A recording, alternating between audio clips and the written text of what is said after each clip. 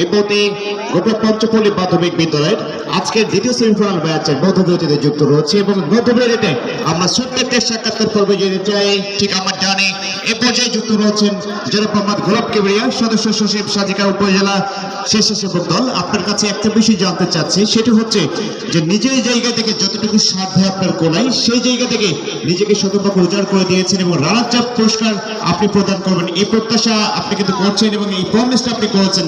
So নিজের যে জায়গা থেকে বা কোন আবেগের জায়গা থেকে অন্তপক্ষে তাদেরকে এই প্রমিস আপনি দিয়েছেন।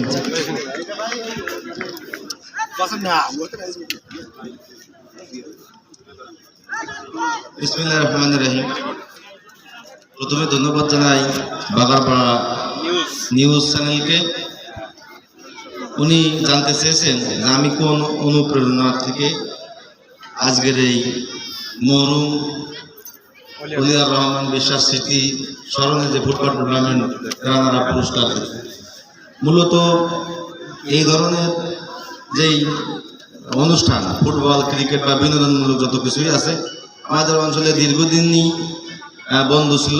নতুন করে পঞ্চপল্লী সেবা সংঘের উদ্যোগে এমন একটি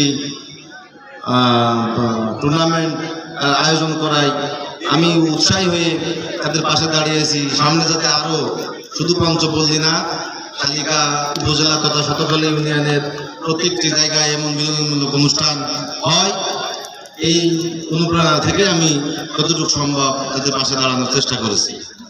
আপনার কাছে আরেকটা বিষয় আমরা জানতে চাচ্ছি, সেটা